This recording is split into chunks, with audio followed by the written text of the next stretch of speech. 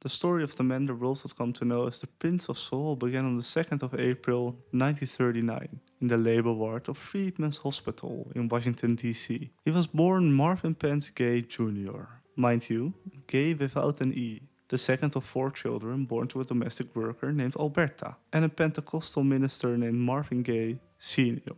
His earliest memories were formed in a southwest waterfront neighborhood, a severely impoverished and overcrowded enclave that he and his friends affectionately nicknamed Simple City. The family's first home in the Fairfax apartments was a place defined by lack, where modern necessities like electricity and running water were entirely absent. Life in these shacks and public housing units was a constant struggle against a divided world, and the domestic friction within the gay household was as oppressive as the summer heat in the DC alleys. The primary architect of this internal turmoil was his father, a minister in a highly conservative and eccentric sect known as the House of God. Within the walls of their home, the elder Gay enforced a strict, puritanical doctrine that outlawed secular dancing, motion pictures, and even television. This religious rigidity was paired with a volatile and abusive temper, as the minister subjected his children to brutal whippings on a daily basis for the most minor mistakes. The young Marvin would later describe his childhood home as a fiefdom ruled by a mercurial and cruel king.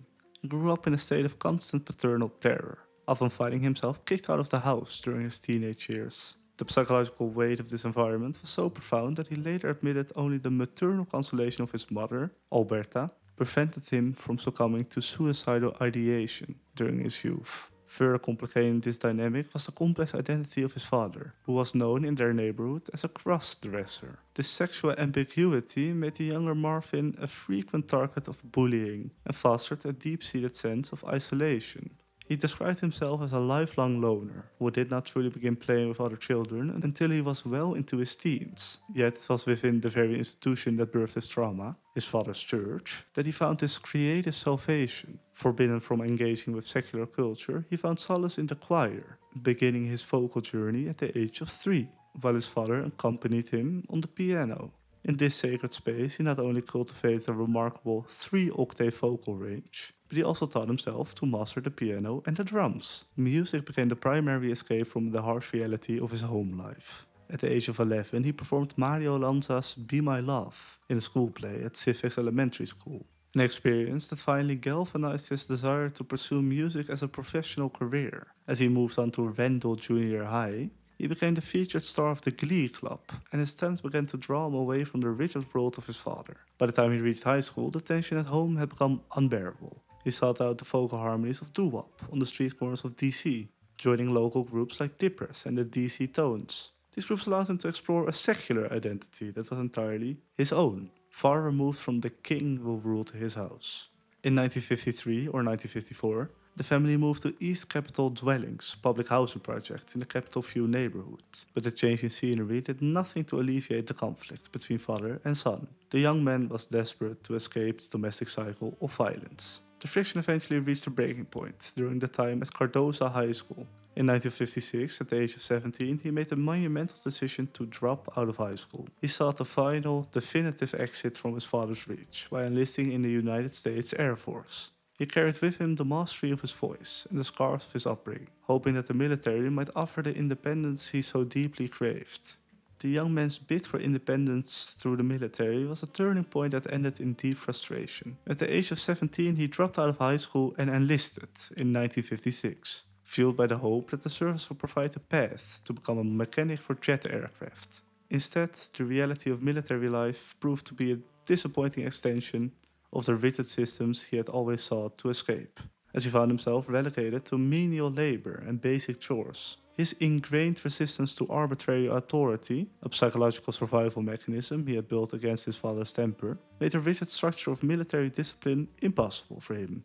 This friction eventually led him to feign mental illness to secure a general discharge just 1 year later. In an exit performance review that would accurately describe his future relationship with corporate structures, his commanding sergeant wrote that the airman was simply incapable of adjusting to regimentation. Once free from the Air Force, he returned to the street corners of Washington, D.C., where he co-founded a vocal quartet known as the Marquis. This period allowed him to sharpen his vocal harmonies and catch the attention of the blues pioneer Bo Diddley. Diddley recognized the potential of the group and helped them sign with OK Records, a subsidiary of Columbia, where they recorded a single titled Wiat Herb.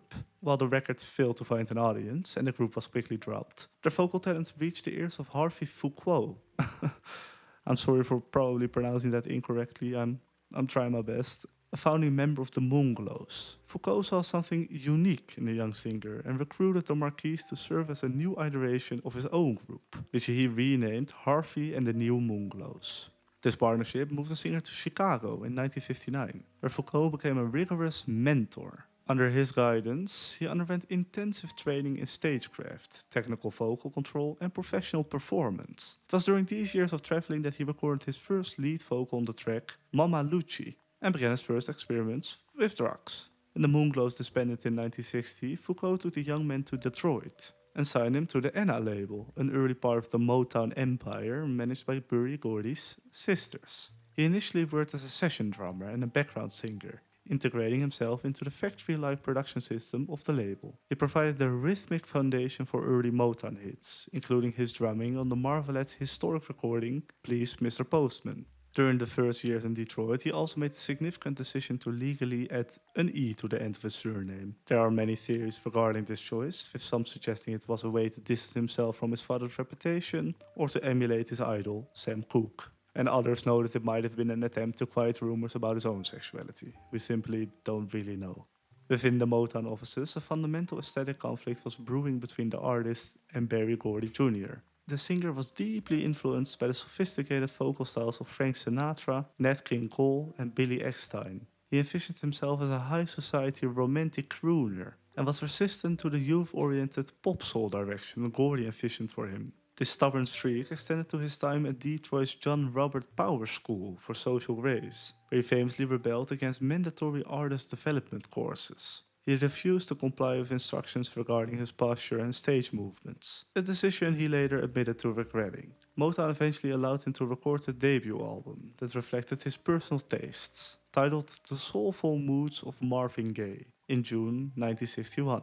The record consisted of jazz standards and ballads, but it was a commercial failure that failed to find an audience. His first official solo single, Let Your Conscience Be Your Guide, suffered a similar fate on the charts. The disappointment of those early jazz standards forced a shift in focus toward the growing R&B market that Motown was beginning to dominate. The breakthrough arrived in 1962 with a track called Stubborn Kind of Fellow, which showcased a gritty, soulful vocal style that was far removed from the smooth crooning he originally desired.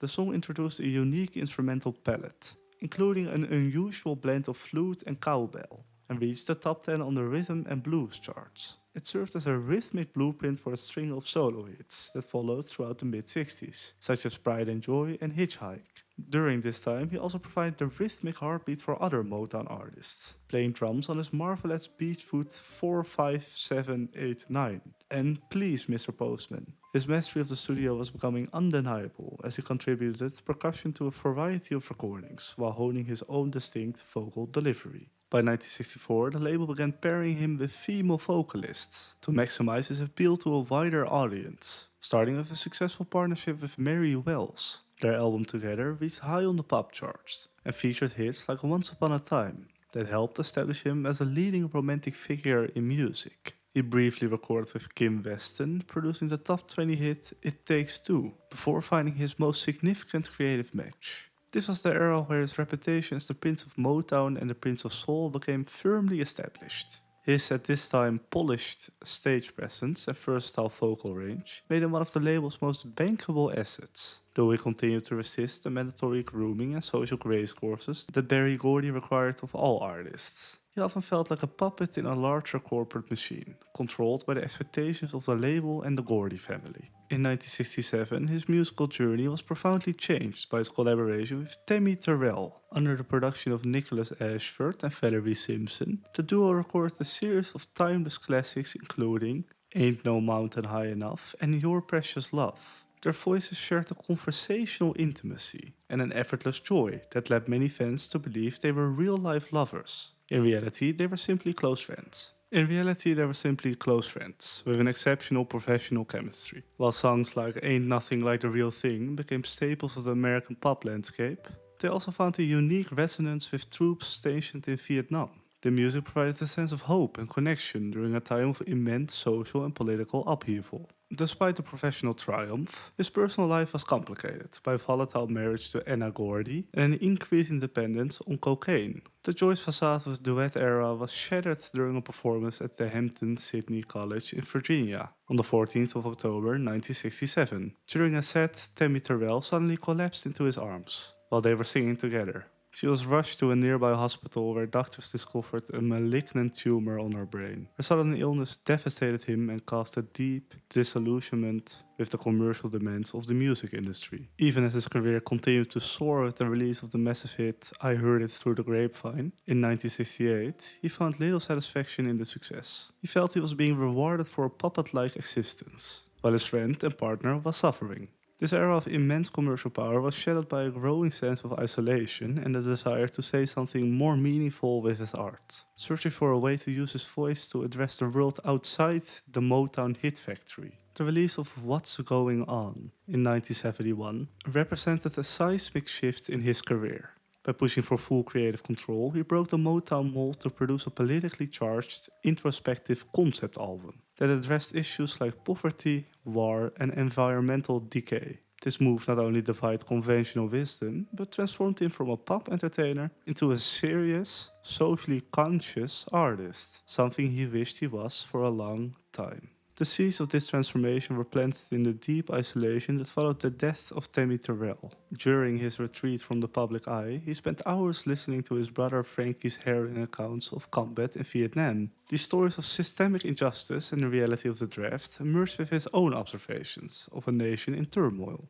He watched the world outside Detroit erupting with civil rights unrest and ecological degradation, and he found himself unable to continue singing simple love songs while people were suffering. The musical spark for this masterpiece arrived when Renaldo O.B. Benson of the Four Tops witnessed police brutality at an anti-war rally in Berkeley. Benson brought a skeleton version of a song to the singer, who immediately saw it as a narrative for the times. He structurally overhauled the composition and integrated more natural street-level language to make it feel like a story rather than just a melody. Entering the studio on June 1st, 1970, he assumed total creative control for the first time, bypassing the label's standard production procedures. The recording process itself was defined by a series of inspired accidents and a relaxed experimental atmosphere. His signature Marvin chorus effect was born when engineer Steve Smith and Kenneth Sands accidentally played two different lead vocal takes simultaneously. He found the resulting texture so lush and conversational that he decided to use the layering technique for the entire project.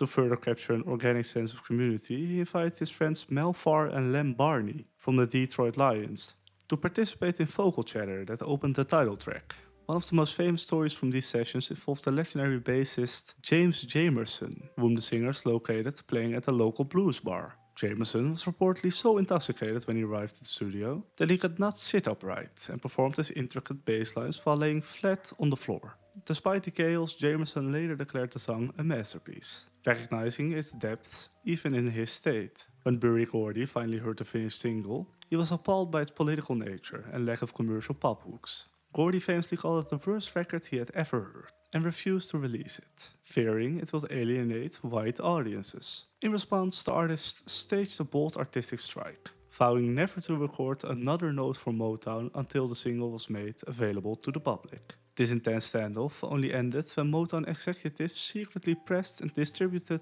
100,000 copies of the single while Gordy was away. The record sold out in its first week and became the fastest selling single in the history of the label. Stunned by the success, Gordy gave in and gave the singer exactly 30 days to finish a full-length album to accompany the hit. Working with an intense focus, he completed the rest of the album in just 10 days during March 1971. The resulting work was a continuous song cycle that flowed without interruption, breaking the industry standard of filling albums with unrelated tracks. It delivered a profound narrative through the eyes of a returning veteran who finds his home ravaged by drug abuse, urban decay, and ecological ruin. The impact of the record was immediate and permanent, establishing him as a public figure for social change. He became the first male artist to place 3 top 10 hits on the Billboard charts from a single album. More importantly, he paved the way for other Motown artists to claim their own creative freedom, effectively ending the era of the label's rigid production factory. He had successfully merged his spiritual heritage with the raw realities of modern life, creating a cultural touchstone that continues to resonate today. The weight of success turned heavy as the 70s drew to a close. The legal battle of Anna Gordy resulted in a settlement that felt like a creative and financial shackle. He released the album Here My Dear as a form of court-ordered penance, but the raw honesty of the double record failed to connect with the public at the time. Burdened by a massive tax debt to the IRS and a worsening addiction to cocaine, he eventually fled to Maui and later to London. His time in London was marked by a final bitter break with Motown, when the label released the unfinished In Our Lifetime, without his final approval. Seeking a place of total refugee, he took a ferry to the windswept shores of Ostend, Belgium, on Valentine's Day in 1981. Under the care of concert promoter Freddie Coussard, the singer experienced a period of remarkable physical and spiritual restoration. He ran on the sandy beaches, played basketball with local youth, and found a quiet sense of sobriety that had long eluded him. It was during this coastal sanctuary that a conversation with his biographer about the need for recovery led to the phrase that would define his return. He signed with Columbia Records and recorded the album Midnight Love, which featured the rhythmic hit Sexual Healing. The song restored him to global stardom and earned him his first 2 Grammy Awards in 1983. The triumph of his comeback was soon shadowed by a return to the pressures of American fame. He embarked on the Sexual Healing Tour, but the grueling schedule and old associations triggered a severe relapse into drug use. Paranoia began to take hold, as he wore a bulletproof vest on stage and spoke of elaborate plots against his life. In August 1983, he moved into the Los Angeles home he had purchased for his parents. He intended to care for his mother after a kidney surgery, but the close quarters only reignited the lifelong hostility with his father. The domestic environment became increasingly toxic, as the two men struggled to keep their distance. On Christmas Day 1983, in a tragic turn of irony, the singer gave his father a Smith & Wesson 38 special handgun for protection. By the spring of 1984, the artist was deeply depressed and frequently spoke of death while rarely leaving his bedroom. On the morning of April 1st, a petty dispute over a misplaced insurance letter escalated into a violent confrontation between his parents. When he intervened to defend his mother, he physically shoved and struck his father. Minutes later, as he sat in his bedroom, his father entered and fired 2 shots with the gun his son had gifted him. His brother Frankie held him as he died, and heard him whisper that he had finally gotten what he wanted, because he could not do it himself. The world mourned a voice that had defined an era, yet his music only grew more resonant with time. He was inducted into the Rock and Roll Hall of Fame in 1987 and received a star on the Hollywood Walk of Fame in 1990. His landmark recordings remained blueprints for the development of neo-soul and contemporary R&B. Even decades later, the complex vulnerability of his life and art continues to speak to new generations of listeners. The legacy he left behind stands as a permanent fixture in the landscape of American popular music. Bye.